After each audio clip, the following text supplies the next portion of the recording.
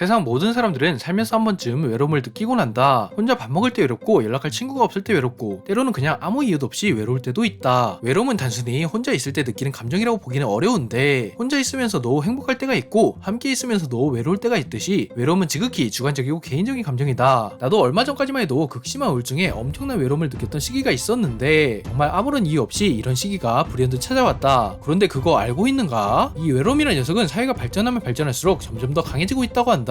인터넷과 스마트폰의 발달로 인해 우리는 그 어느 때보다 연결되어 있지만 동시에 수많은 사람들은 지금 이 순간에도 외로움을 느끼고 있다. 그렇다면 대체 외로움이란 건 무엇일까? 우리는 어떤 이유로 인해 외로움을 느끼고 있는 걸까? 그리고 이 외로움은 어떻게 이겨낼 수 있을까? 지금부터 이 외로움이라는 녀석에 대해 자세히 한번 알아보자.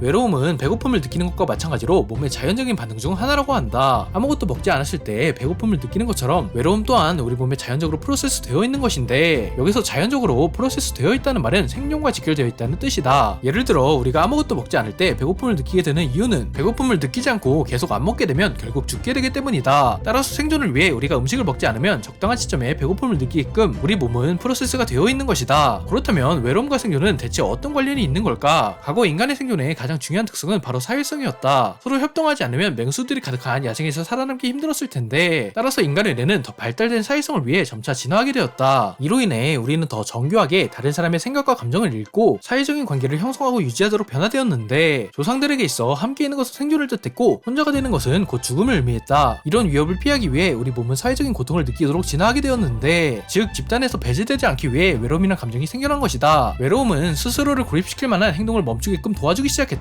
다시 말해 외로움이란 감정을 고통스럽게 느낀 조상들은 문제가 될 행동을 고쳤을 가능성이 높고 따라서 집단에 남을 수 있게 된 것이다. 반면 그렇지 못한 경우에는 추방을 당하고 높은 확률로 죽었을 가능성이 굉장히 높다. 그렇기 때문에 배제가 고통스러운 것이고 더 나아가 외로움이 고통스러운 것이다. 하지만 인류의 문명은 날이 갈수록 발전하게 되었고 이제는 야생이 아닌 도시에 살게 되면서 집단에서 배제되어도 죽을 확률이 극도로 낮아지게 되었다. 우리가 사는 세상이 급격하게 현대화되면서 우리는 과거에 비해 사람들과 사회적인 교류를 할 시간이 적어지게 되었는데 일, 공부, 육아, 게임 등에 밀려 더 이상 친구를 만난 시간적 여유가 없어진 것이다. 따라서 사회가 발전하면 발전할수록 외로움이 더 강력해질 수밖에 없는 것이다. 우리가 아무리 스마트폰을 쓰고 우주선을 개발한다고 해도 우리의 몸과 마음은 본질적으로 50만 년 전이나 지금이나 거의 비슷하기 때문이다. 인간은 아직도 생물학적으로 타인과의 사회적 교류가 필요한 것이다. 그렇다면 외로움은 어떻게 극복할 수 있을까? 만약 당신이 외로움을 강하게 느끼기 시작했다면 가장 먼저 해야 할 일은 내가 외로움을 느끼고 있다는 사실을 인지하는 것이다. 외로움은 지극히 정상적인 것이며 부끄러워할 필요가 전혀 없다는 것을 받아들여야 한다는 것이다. 사실 진짜 부끄러워할 필요가 없는 게 이 외로움이라는 것은 모든 사람이 어느 시기가 되면 공통적으로 느끼게 되는 감정이기 때문이다. 일단 내가 외로움을 느낀다는 걸 인지했다면 그 다음으로는 모든 상황을 객관적으로 바라볼 필요가 있다. 외로움이 심해지면 뇌가 자기 보호 모드에 들어가기 때문에 주변 모든 곳에서 위협과 적의를 느끼게 될 수도 있기 때문이다. 따라서 타인의 반응에 민감해지고 모든 말을 적대적으로 해석할 확률이 높아지며 이로 인해 점점 타인을 불신하게 될 수도 있는데 따라서 당신이 외로움을 느낀다면 주변에서 일어나는 상황들을 최대한 객관적으로 바라봐야 할 필요가 있다. 상대방에게 부정적인 감정을 받았다면 과연 그게 정말로 부정적이었는지 혹은 내가 잘못되게 해석한 건 아닌지 알아볼 필요가 있다. 더 나아가 내 자신도 한번 돌아봐야 하는데 내가 상대방의 뜻을 항상 부정적으로만 받아들이는 것은 아닌지 상처받는 것이 두려워 마음의 문을 닫고 있는 것은 아닌지 만약 그렇다면 타인에 대한 의심을 걷어보려고 노력은 했는지 내 자신을 보호하겠다며 타인을 배척하고 있지는 않은지 내 자신을 한번 돌아봐야 한다. 물론 이것만으로는 충분하지 않을 수도 있다. 혹은 이렇게 자신을 돌아보는 것 자체가 힘들지도 모른다. 만약 스스로 해결하는 것이 어렵다고 느껴진다면 전문가의 도움을 받는 것도 하나의 좋은 방법이 될 수도 있다. 한 번도 해보지 않았던 새로운 도전을 시작해보자. 연락이 뜸했던 친구에게 전화를 걸어볼 수도 있고 직장 동료에게 커피 한잔을 하자고 말을 건네볼 수도 있다. 혹은 동호회나 각종 모임에 가보는 것도 하나의 방법이 될 수도 있다. 여러 가지를 시도했음에도 불구하고 아무런 일도 일어나지 않을 수도 있는데 그래도 괜찮다. 우리의 목표는 그저 우리의 마음을 조금씩 열어보는 것이기 때문이다. 그렇게 서서히 마음을 열게 되면 우리는 점점 더 강해지게 될 것이다. 인생을 살아가며 한 번쯤 알아두면 좋은 지식들을 누구나 알기 쉽게 설명해드리겠습니다. 마크의 지식서재 다음 시간에 더 재미있는 주제로 찾아뵙겠습니다. 감사합니다.